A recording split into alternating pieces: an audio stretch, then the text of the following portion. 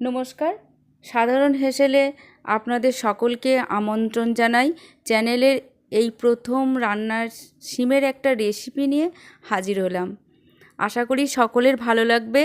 আপনারা ভিডিওটা প্রথম থেকে শেষ পর্যন্ত দেখতে থাকুন।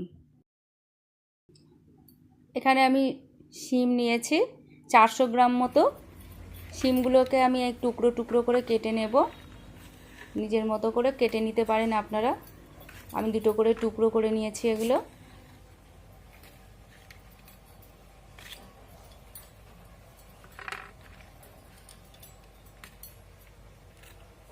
এইভাবে সমস্ত শিমগুলোকে আমি কেটে নিলাম। সব শিমগুলো আমার কাটা হয়ে গেছে। এবার পরিষ্কার করে জল দিয়ে ধুয়ে নেব। সুন্দর করে শিমগুলোকে আমি পরিষ্কার করে ধুয়ে নিচ্ছি।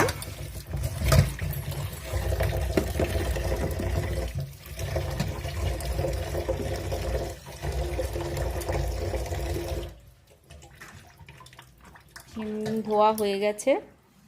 এবার আমি বাটনাটা বেটে নেব। আমি পোস্ত নিয়েছি 2 চামচ। আপনারা পরিমাণ মতো নিতে পারেন, আপনাদের মতন যতটা দেবেন ততই ভালো লাগবে। 1 চামচ তার সাথে জিরে নিয়েছি।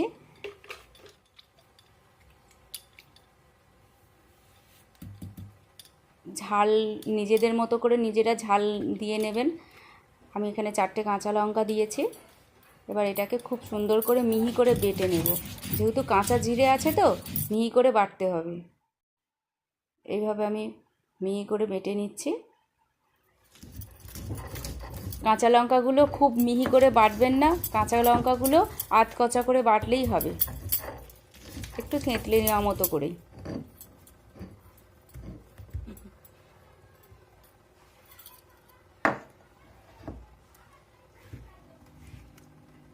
এবার আমার মশলাটা বাটা হয়ে গেছে। আমি এবার রান্নায় চলে যাব।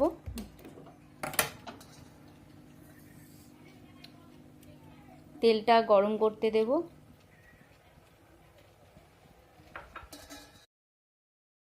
হয়ে গেছে তেলটা গরম। 1 চামচ কালো জিরে দেব ফোড়নে। ফোড়নটা নাড়াচাড়া করে নিয়ে ফোড়নটা ভালোভাবে হয়ে গেলে বুঝতে পারবেন। এবার শিমগুলো আমি দিয়ে দেব। শিমগুলো খুব ভালো করে ভাজতে হবে।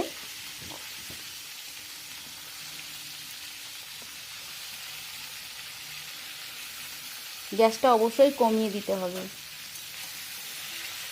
গ্যাসটা বাড়িয়ে দিলে শিমগুলো পুড়ে যাবে, কিন্তু সিদ্ধ হবে না। পরিমাণ মতন যেটুকু নুন লাগবে সেটুকু নুন একেবারেই দিয়ে দিতে হবে। আর সামান্য একটু হলুদ, এগুলো নিজেদের মতো করে আপনারা দিয়ে নেবেন। হলুদটা খুবই কম দেবেন, যেহেতু পোস্ত আছে ওতে। পোস্ততে বেশি হলুদ ভালো লাগে না, জিরে আছে বলেই হলুদটা একটু দিলাম। এইভাবে আমি ভাজবো আর গ্যাসটা খুব কমিয়ে নেব।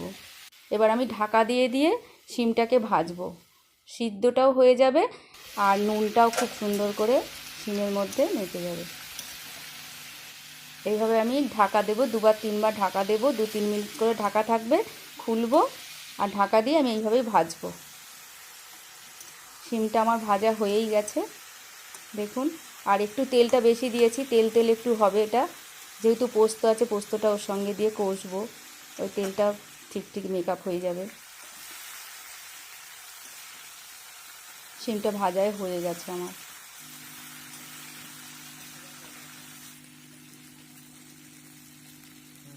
এবার মশলাটা দিয়ে দিলাম, জিরে, পোস্ত আর কাঁচা লঙ্কা বাটাটা।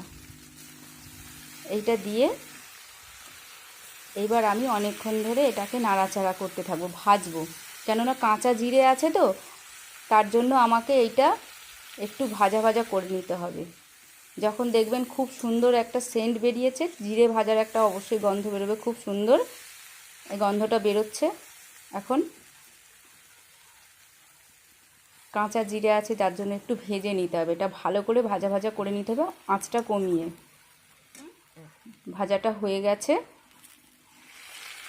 এবার আমি সামান্য একটু জল দেব, কারণ ওটা একটুখানি ওর সঙ্গে মিক্স হওয়ার জন্য।